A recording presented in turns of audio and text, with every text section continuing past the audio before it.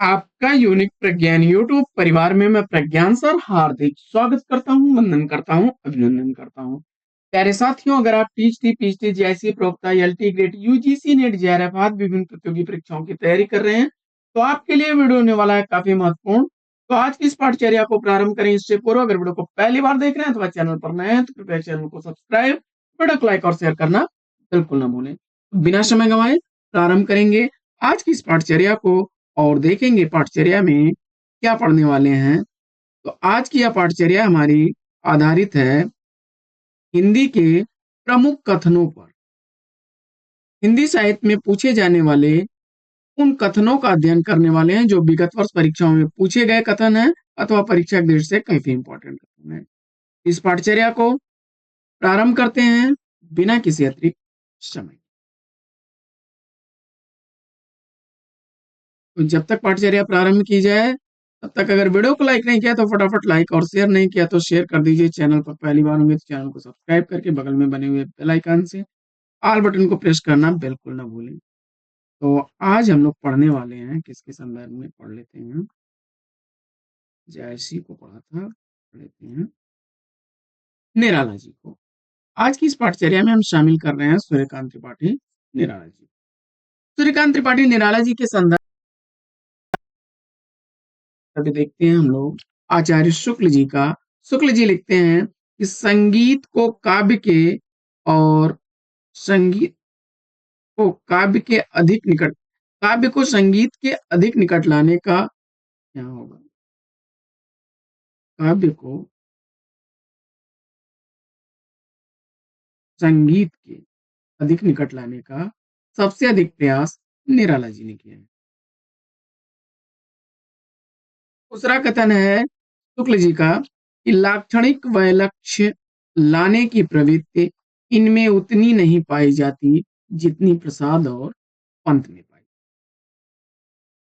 निराला के संदर्भ में अगला कथन शुक्ल जी का लेते हैं कि सबसे अधिक विशेषता आपके पद्यों में चरणों की स्वच्छंद विषमता है। साथियों, जिस पुस्तक से हम लोग यह पाठचर्या कर रहे हैं, अगर उस पुस्तक को आप परचेज करना चाहते हैं इसके लिए आप हमें प्रिंटेड बुक के लिए हिंदी 2024 लिख करके 9415 94 0501 व्हाट्सएप नंबर पर व्हाट्सएप करिए, जिसके लिए आपको एक सहयोग धनराशि 259 रुपए की देनी होगी। वहीं अगर इस पुस्तक का पीडीएफ प्राप्त करना चाहते हैं तो पीडीएफ 99 लिखकर सेंड करिए। इसके लिए आपको एक सहयोग धनराशि 99 रुपए की पे करनी होगी, अथवा आप वीडियो के दिए गए डिस्क्रिप्शन से लिंक का प्रयोग करके भी पुस्तक को परचेज कर सकते हैं। तो साथियों, बिना समय गंवाए पढ़ते हैं, चलिए आपको वहीं से कंटिन्यू करते हैं जहां पर हम लोगों ने ले लिया था। शुक्ल जी का कथन है निराला जी के संदर्भ में अगला कि जिस प्रकार निराला जी को छंद के बंधन अरुचिकर हैं उसी प्रकार सामाजिक बंधन भी। शुक्ल जी लिखते हैं निराला के संदर्भ में कि अद्वैतवाद के वेदांती स्वरूप को ग्रहण करने के कारण इनकी रहस्यात्मक रचनाओं में भारतीय दार्शनिक निरूपणों की झलक जगह जगह मिलती है। अगला कथन देखते हैं डॉक्टर नगेंद्र का है कि पंत की सौंदर्य भावना और कल्पना का प्रसाद प्रकृति और जीवन के सुकुमार रूपों की ओर अधिक रहा है। आगे विश्वनाथ तिवारी का कथन देखते हैं।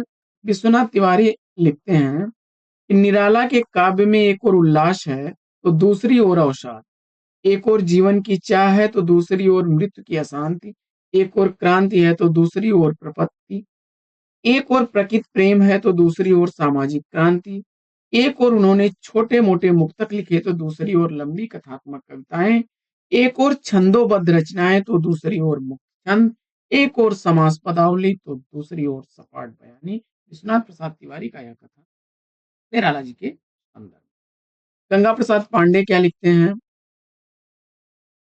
पिता द्वारा कन्या के यौवन सौंदर्य का ऐसा दीप्त और उदात्त चित्रण केवल हिंदी में ही नहीं, विश्व साहित्य में भी खोजने पर ही शायद मिले।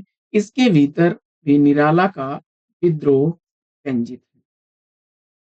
आगे बच्चन सिंह लिखते हैं कि कालिदास की शकुंतला का पाठ राजकीय या सामंती परिवेश और शब्दावली से बुना गया, पर ऊपर ऊपर से दोनों शकुंतलाओं में समानता है।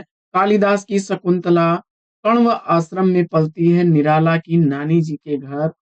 जाति प्रथा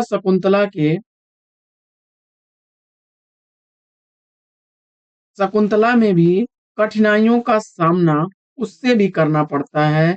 यह निम्न मध्य वर्गीय शकुंतला की व्यथा कथा है, जो अर्थाभाव जाति पात के जटिल बंधनों में जकड़ी हुई है, जिसकी अंतिम परिणत मृत्यु।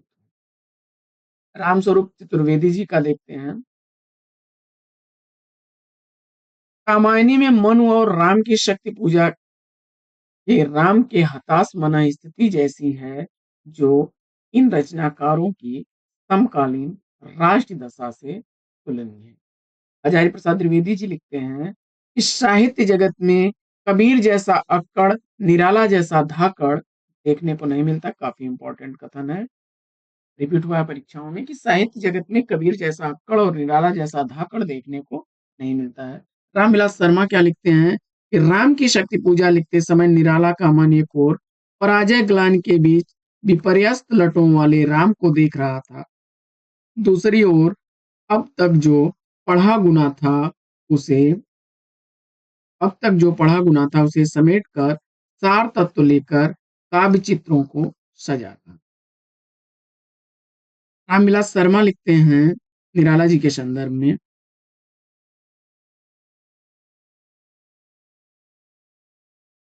निराला के मन की आशाएं विषाद उल्लास, निराशा, वीरतापूर्ण कर्म, त्रास, दुख, स्वप्न, यह सब कुछ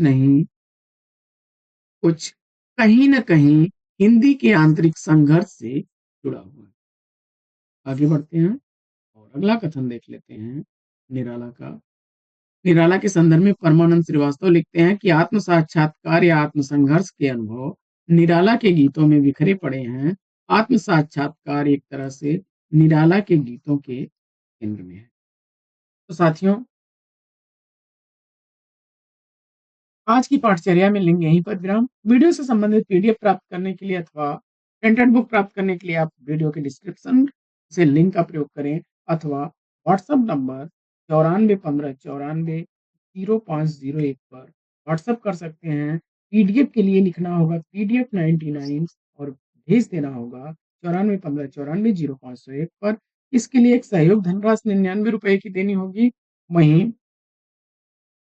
हिंदी 2024 लिख करके भेजेंगे तो आपको प्रिंटेड नोट्स दिया जाएगा, जिसके लिए आपको 259 रुपए की सहयोग धनराशि देनी होगी। साथियों, आज की इस पाठचर्या में लेते हैं यहीं पर विराम। वीडियो को लाइक नहीं किया तो लाइक और शेयर नहीं किया तो शेयर कर दीजिएगा। चैनल पर पहली बार हुए चैनल को सब्सक्राइब कर लीजिएगा। फिर मिलते हैं अगले वीडियो में एक नए प्रकार, एक नया टॉपिक, एक नए अंदाज में। तब तक के लिए लेंगे आपसे विदा। आपका जीवन मंगलमय हो। बेस्ट विशेष बेस्ट ऑफ लक। जय